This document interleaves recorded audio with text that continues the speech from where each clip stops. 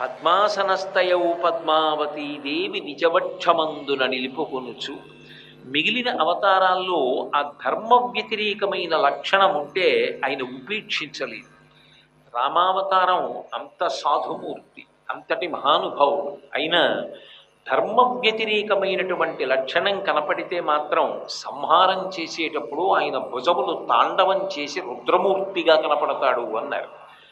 గోపరాజు గారి దశరథి శతకం చేస్తూ బండన భీముడు అర్తజన బాంధవుడు జ్వల బాణతూడ కోదండ కళాప్రచండ భుజతాండవ కీర్తికి రామమూర్తికిన్ రెండవ సాటి దైవమికలీడనుచున్ గడకట్టి భేరికాడండడాండడాండనిడంబుల జండము నిండ మత్త వేదండము నిక్కి చాటెదను దశరథి కరుణాపయోనిధి అంటారు.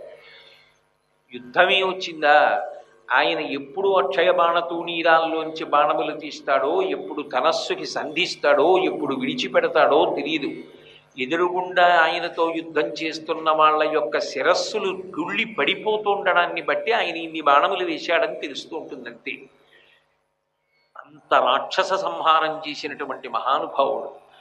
అటువంటి వాడు కలియుగం వచ్చేటప్పటికీ కలిపురుషుని యొక్క ఉద్ధతి వలన రెండు రాక్షసులు జనుల యొక్క మనస్సులలో కూర్చుని ఉన్న కారణం చేత వాళ్ళని శిక్షించడం కన్నా వాళ్ళని నేను కాపాడాలి. అందుకే పరమదయతో ప్రవర్తించాడు. ఎప్పుడు అంత కారుణ్యమూర్తి అయి ఉంటాడు. అందుకే ఈ అవతారంలో ఇలా వేలు చూపించి శిక్షిస్తాను అన్నదానికన్నా క్షమించడానికే ప్రయత్నిస్తాడు. మనిషి మారాలి అని కోరుకుంటాడు.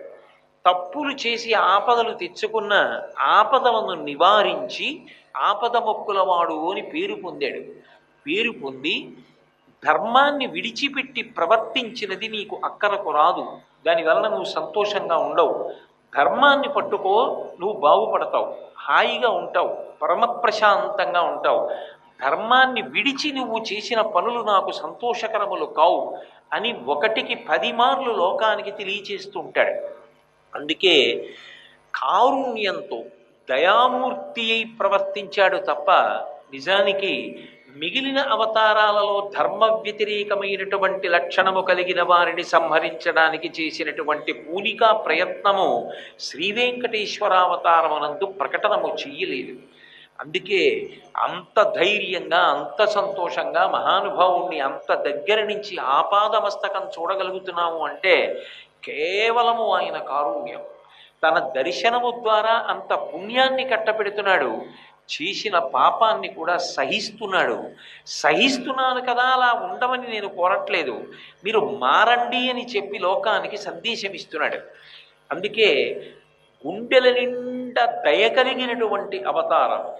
అందుకే పద్మాసనస్తయౌ పద్మావతీదేవి నిజవక్షమందున నిలుపుకొనుచు శ్రీవేంకటాచల మహాత్మ్యము అని అద్భుతమైనటువంటి గ్రంథరచన చేసినటువంటి తరిగొండ వెంగమాంబ గారు భీముని యొక్క వృత్తాంతాన్ని పరమాద్భుతంగా రచించి అందించారు. నేను తరిగొండ వెంగమాంబ గారి పేరు ఎక్కువ అనడానికి, ఆమె పద్యాలు ఉటంకించడానికి ప్రతిరోజు ఎందుకు ప్రయత్నిస్తూ ఉంటాను అంటే, తరిగొండ వెంగమాంబ గారంటే శ్రీ వెంకటేశ్వర స్వామి వారికి అంత ప్రీతి. రాత్రి వేళ తరిగొండ వెంగమాంబ గారు కూర్చుని భాగవతంలో ఉన్నటువంటి పరమాద్భుతమైన ఘట్టములను ప్రవచనం చేస్తూ ఉంటే ఊయలలో కూర్చుని ఊగుతూ సాక్షాత్ శ్రీ వెంకటేశ్వరుడు వింటూ ఉండేవాడు. ఒక్కొక్కసారి ఎంత పరవశించిపోయేవాడు అంటే, అవతల బ్రాహ్మీ ముహూర్తం ఆసన్నమైపోయి కౌసల్యా సుప్రజారామ పూర్వా సంధ్యా ప్రవర్తతే అని సుప్రభాతం ఆనందనిలయ విమానంలో విద్వాంసులు చదివేస్తుంటే ఇక్కడ అరమోట్పు కన్నులతో ఊయల ఊగుతూ భాగవతం వింటూ తన కథ తాను వింటూ తనని తాను మరిచిపోయేవాడు. సర్వం శ్రీ ఉమామహేశ్వర పరబ్రహ్మార్పణమస్తు. స్వస్తి.